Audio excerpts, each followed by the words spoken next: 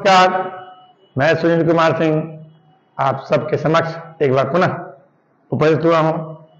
संविधान का एक महत्वपूर्ण चैप्टर लेकर आया हूं और वो चैप्टर है राज्य के नीति निर्धारक तत्व। जी हाँ दोस्तों, directive principle of state policy. और इसका उल्लेख है भाग 4 में अनुच्छेद 36 से 51 तक। और ये directive principle of state policy DPSP ये कहां से गया है? आयरलैंड से। आयरलैंड के संविधान से भारतीय संविधान में राज्य के नीति निर्धारक तत्वों को जोड़ा गया है। और क्यों जोड़ा गया है? क्योंकि आपको पता है कि नीति बनाती है राज्य यानी सरकार, और सरकार नीति क्यों बनाती है? लोक कल्याण के लिए, जनता के भलाई के लिए, कल्याण के लिए।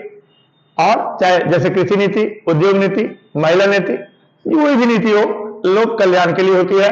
और सरकार का उद्देश्य होता है अधिक से अधिक कल्याण करें जनता का। और संविधान में कुछ ऐसे तत्व हैं जो राज्य को यानी सरकार को आईना दिखाते हैं, डायरेक्शन देते हैं कि आप नीति इस प्रकार बनाओ ताकि अधिक से अधिक जनता का कल्याण हो। जी हाँ दोस्तों, राज्य अगर नीति बनाती है, सरकार अगर नीति बनाती है, तो उसको डायरेक्शन देने के लिए, उसको रास्ता दिखाने के लिए, उसको निर्देश देने के लिए संविधान में निर्देशक तत्व हैं जो डायरेक्शन देते हैं कि इस प्रकार नीति बनाइए ताकि अधिक से अधिक कल्याण हो जनता का। इसीलिए इन तत्वों को जोड़ा गया है। और जैसा कि आप जानते हैं कि 36 से 51 तक इसको लेकर 36 में क्या है? तो 36 में राज्य की परिभाषा है। जी हाँ दोस्तों, राज्य की परिभाषा बिल्कुल यहां राज्य से है, सरकार से है। जैसा कि आप जानते हैं कि अनुच्छेद 12 में भी डिफिनेशन ऑफ स्टेट था, और वहां स्टेट का मतलब क्या था ये बताया गया है। स्टेट का मतलब केंद्र सरकार और संसद है, राज्य सरकार और विधानमंडल है, कॉर्पोरेट गवर्नमेंट है, स्थानीय निकाय है, पंचायत नगर पालिका भी स्टेट है। और किसी न किसी रूप में इन्हें राज्य यानी सरकार की संज्ञा दी जाती है। यहां राज्य से मतलब सरकार से है। और 12 में डिफिनेशन ऑफ स्टेट है, सॉरी 36 में भी है और 12 में भी है। 36 के बाद आता है 37 में इंपॉर्टेंस ऑफ डीपीएसपी। इन तत्वों का महत्व क्या है? तो राज्य के नीति निर्धारक तत्वों के बारे में कहा गया है कि ये तत्व शासन संबंधी मूलभूत आधार है। जी हां दोस्तों, शासन संबंधी मूलभूत आधार। ये क्वेश्चन आता भी है कि शासन संबंधी मूलभूत आधार क्या है?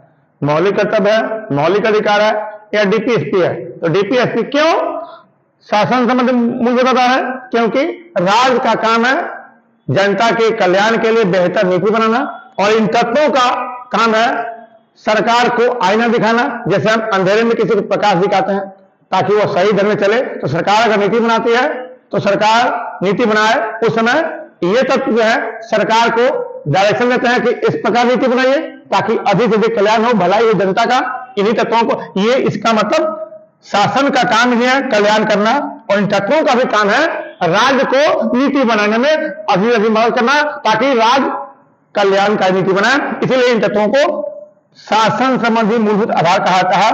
और इन तत्वों के बारे में कहा गया कि तत्व शासन संबंधी मूलभूत आधार है जिन्हें नीति बनाते समय लागू करना राज्य का कर्तव्य है। इसका मतलब इन तत्वों का मानना है कि राज्य अधिक से अधिक लोक कल्याणकारी नीति बनाए, और नीति बनाते समय इनके निर्देशों को, इनके आदेशों को माने।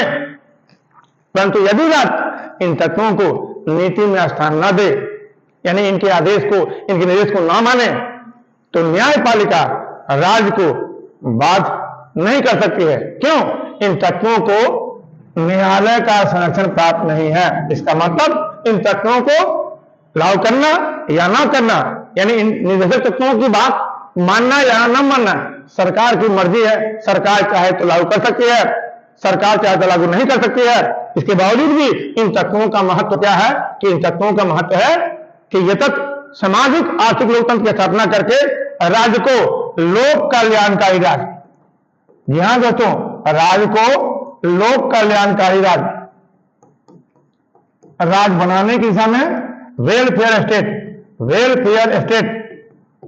बनाने की दिशा में महत्वपूर्ण भूमिका निभाते हैं सामाजिक आर्थिक लोकतंत्र के स्थापना और राज्य को लोक कल्याणकारी राज्य बनाने की दिशा में ये तत्व महत्वपूर्ण भूमिका निभाते हैं। तो इन तत्वों को हम इसीलिए शासन का मूलभूत आधार कहते हैं कि ये तत्व शासन को आईना दिखाते हैं, सरकार को आईना दिखाते हैं। सरकार बेहतर नीति बनाए, सरकार जन कल्याण का नीति बनाए, इसीलिए ये सरकार के लिए आईना है और प्रकाश है।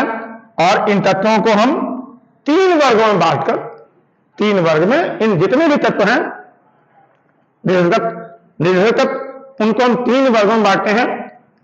वो तत्व समाजवादी तत्व हैं, गांधीवादी तत्व हैं और उदारवादी बौद्धिक तत्व हैं। तो इन 3 वर्गों में बांटकर हम 38 से 51 तक चर्चा करेंगे।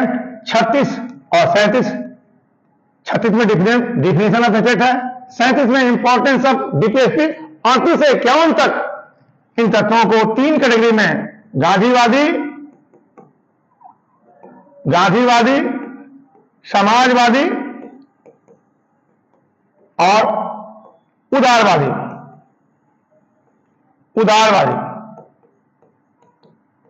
तत्व के रूप में हम अध्ययन करते हैं। तो गांधीवादी, समाजवादी, उदारवादी तत्वों की चर्चा हम अगले वीडियो में करेंगे। तब तक के लिए मिलते हैं नेक्स्ट वीडियो में। जय हिंद, जय भारत।